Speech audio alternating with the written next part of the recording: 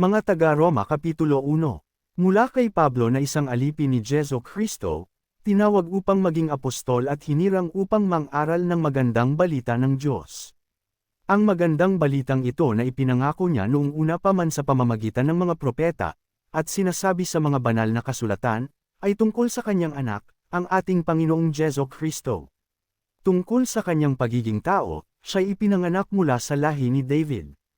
At tungkol naman sa espiritu ng kabanalan, ipinahayag siya bilang anak ng Diyos sa pamamagitan ng isang makapangyarihang gawa, ang kanyang muling pagkabuhay.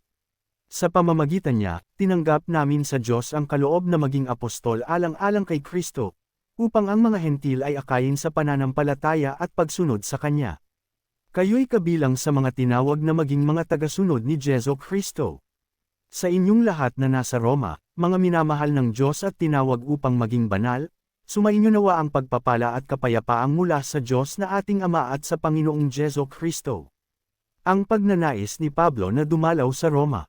Una sa lahat, nagpapasalamat ako sa aking Diyos sa pamamagitan ni Jesu Kristo dahil sa inyong lahat, sapagkat ang inyong pananampalataya ay balitang-balita sa buong daigdig. Saksi ko ang Diyos, na pinaglilingkuran ko ng buong puso sa pamamagitan ng aking pangangaral ng magandang balita tungkol sa kanyang anak, na lagi ko kayong idinadalangan.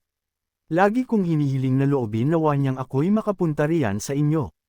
Nananabik akong makita kayo upang may bahagi sa inyo ang mga kaloob ng Espiritu sa ikatatatag ninyo. Ang ibig kong sabihin upang magkatulungan tayo sa ikalalakas ng bawat isa sa atin sa pamamagitan ng ating pananalig sa Diyos. Mga kapatid, nais kong malaman ninyo na ilang ulit ko nang binalak na pumunta riyan, ngunit laging may nagiging hadlang. Nais kong makahikayat din dyan ng mga sasampalataya kay Kristo, tulad ng nagawa ko na sa ibang mga bansang hentil. May pananagutan ako sa lahat, sa mga sibilisado at sa mga barbaro, sa marurunong at sa mga mangmang. Kaya nga, nais ko ring ipangaral dyan sa Roma ang magandang balita. Ang kapangyarihan ng magandang balita.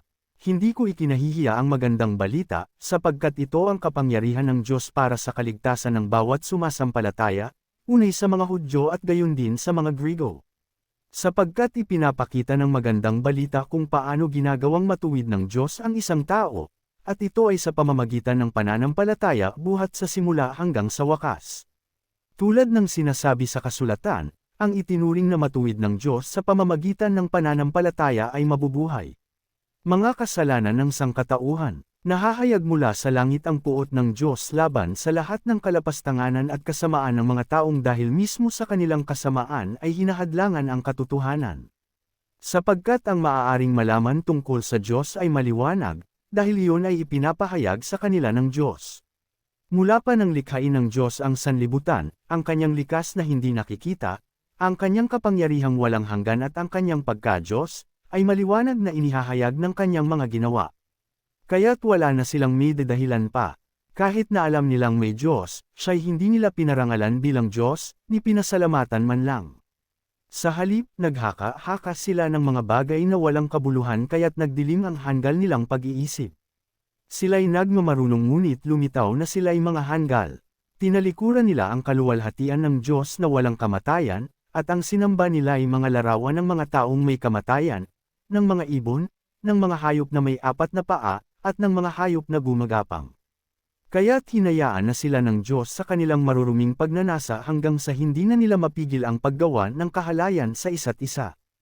Ang katotohanan tungkol sa Diyos ay, tinalikuran at pinalitan nila ng kasinungalingan, sinamba nila at pinaglingkuran ang mga nilikha, sa halip na ang lumikha, na siyang dapat papurihan magpakailanman, Amen, dahil dito'y hinayaan sila ng Diyos sa mahahalay na pagnanasa, ayaw nang makipagtalik ng babae sa lalaki, at sa halip ay sa kapwa babae sila nakikipag-ugnayan, ganoon din ang mga lalaki, ayaw na nilang makipagtalik sa mga babae, at sa kanilang kapwa lalaki sila nahuhumaling, ginagawa nila ang mga kasuklam-suklam na bagay, kaya't sila'y paparusahan ng nararapat sa kanilang masasamang gawa, dahil ayaw nilang kilalanin ang Diyos, hinayaan sila ng Diyos sa masasamang pag-iisip at sa mga gawaing kasuklam-suklam, naging alipin sila ng lahat ng uri ng kasamaan, kabuktutan, kasakiman, masasamang isip, pagkainggit, pagpatay, pagtatalo, pandaraya at masasamang hangarin, sila'y naging mahihilig sa tsismis, mapanirang puri, nasusuklam sa Diyos, walang pakundangan,